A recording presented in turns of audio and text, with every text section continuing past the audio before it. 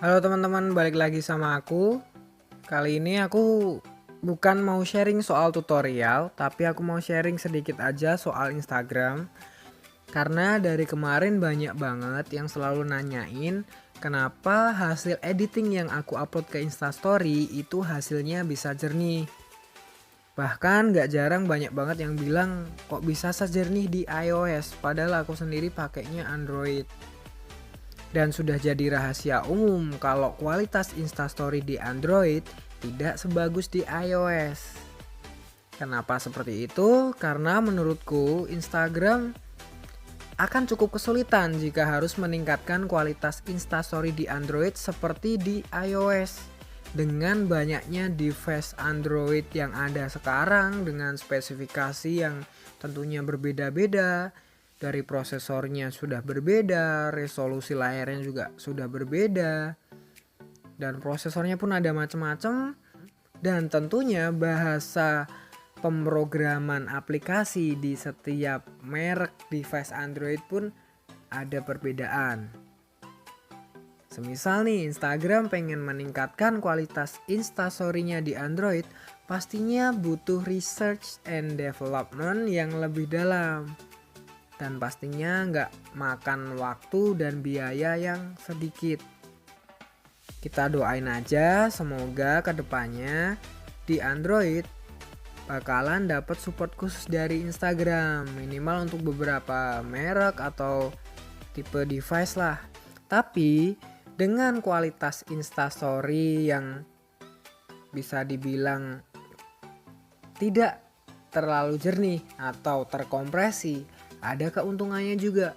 Salah satu keuntungannya adalah kita jadi lebih hemat kuota. Apalagi ketika kita upload. Salah satu sisi positifnya sih itu. Dan sampai sekarang, menurut sepengetahuanku, untuk device Android yang Instastory-nya sudah jernih bening seperti di iOS itu baru Google Pixel 2 sama Google Pixel 3. Karena di Google Pixel mulai dari Google Pixel 2 itu di dalamnya sudah ditanamkan namanya Pixel Visual Core buat ngebantu visual yang ada di smartphone tersebut. Makanya hasilnya bening. Dan di kesempatan kali ini aku bukan mau komparasi antar device Android, tapi aku mau share langkah-langkah yang biasanya aku lakuin buat upload Instastory. Harapannya nanti teman-teman juga bisa bikin Instastory yang kurang lebih jernihnya sama kayak punyaku. Oke, kalau kalian yang memang belum lihat Instastoryku seperti apa, aku bakalan kasih lihat contohnya nih.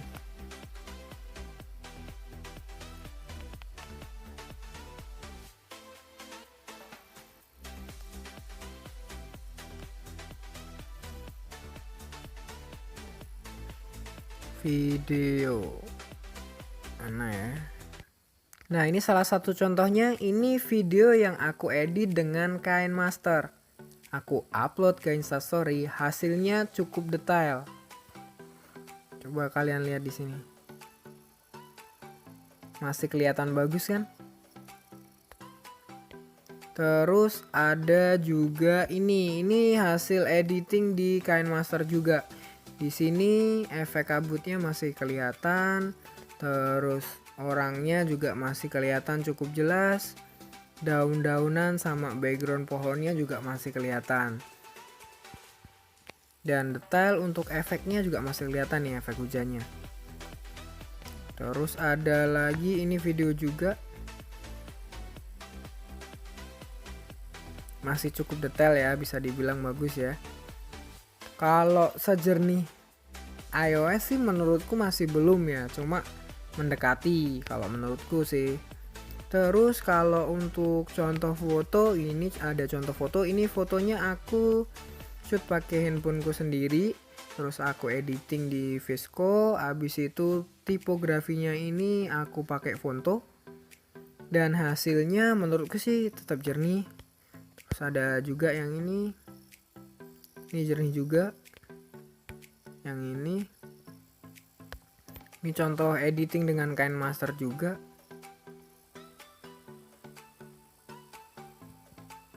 lumayan lah ya, kalau misalnya kita lihat gitu masih enak, nggak pecah-pecah banget lah, masih oke. Nah, sekarang aku bakal langsung sharing ke kalian gimana prosesnya buat menghasilkan instastory seperti itu. Kalau untuk video sendiri, aku editing video selalu pakai aplikasi KineMaster. Dan untuk aplikasi KineMaster sendiri, ketika export itu aku selalu pakai resolusi 4K. Terus untuk bitrate sama frame rate-nya itu selalu aku pentokin. Jadi maksimalin semuanya ketika aku mau upload ke Instastory. Kuncinya di situ. Kalau untuk ekspor di 4K sendiri itu memang makan penyimpanan lebih besar. Untuk 15 detik story itu makan penyimpanan antara 190 sampai 250 MB. Jadi cukup boros penyimpanan, tapi akan sebanding sama kualitas yang kita dapetin.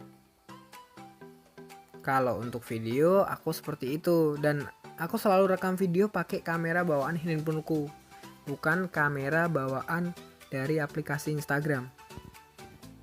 Terus yang kedua untuk tipografi. Tipografi kalau kalian suka pakai fonto seperti yang biasanya aku lakuin, kalian bisa buka fonto, terus sebelum load backgroundnya kalian setting dulu, wajib load original image size. Jadi image size nya itu wajib di set ke original biar hasilnya nggak pecah.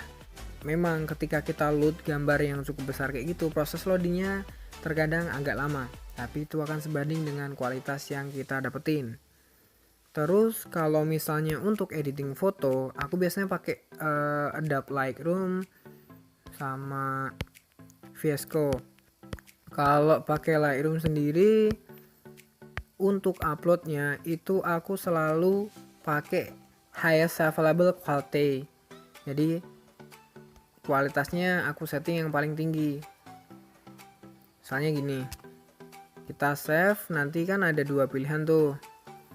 Kita save ada dua pilihan, pilihan atas sama bawah. Kalau yang atas itu highest available quality, yang bawah limit to 2048 pixel. Jadi ada dua pilihan. Kalau aku pilih yang atas selalu, jadi kualitasnya bakalan tetap bagus.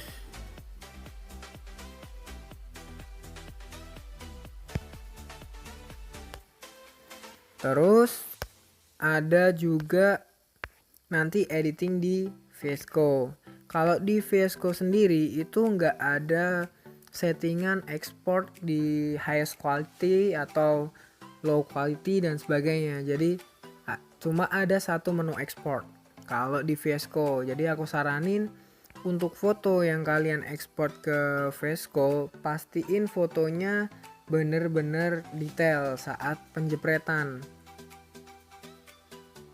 dan pastiin pencahayaannya cukup, nggak gelap, nggak terlalu gelap, nggak terlalu gelap, nggak terlalu terang. Jadi ketika diedit di VS Code hasilnya bagus, dan nanti kalau kita upload ke Instastory itu nggak bakalan pecah. Terus untuk Instastory aku selalu menghindari untuk editing dengan aplikasi PicsArt. Itu aku minimalisir banget aplikasi PicsArt, karena PicsArt di handphoneku itu dia cuma bisa ekspor maksimal itu 8 megapiksel. Dan ketika aku ekspor dengan resolusi 8 megapiksel ini ke Instastory itu jadinya pecah. Jarang banget aku upload dari editan di PicsArt ke Instastory dan hasilnya bisa bener-bener bening. Art ke Instastory itu hasilnya bisa bening. So aku bener-bener. Jadi dari aku segitu dulu aja. Ada 4 langkah yang jelas yang harus kalian ingat-ingat. Pertama, kalau misalnya editingnya dengan KineMaster itu kalian harus ekspor di kualitas yang paling tinggi, Quad HD atau 4K, frame rate sama bitrate nya paling tinggi. Terus kalau misalnya kalian dengan aplikasi edit foto apapun itu pasti ingin setting kualitasnya yang paling tinggi untuk exportingnya. Terus sebisa mungkin gambar yang kalian gunakan harus gambarnya detail, pencahayaannya bagus, terus nggak kurang nggak lebih pencahayaannya. Jadi nanti ketika kita edit itu hasilnya tetap detail, dan ketika kita upload ke Instastory itu bakalan nggak pecah. Terus kalau pakai aplikasi tipografi seperti Ponto, itu pastiin sudah setting original image size untuk load backgroundnya.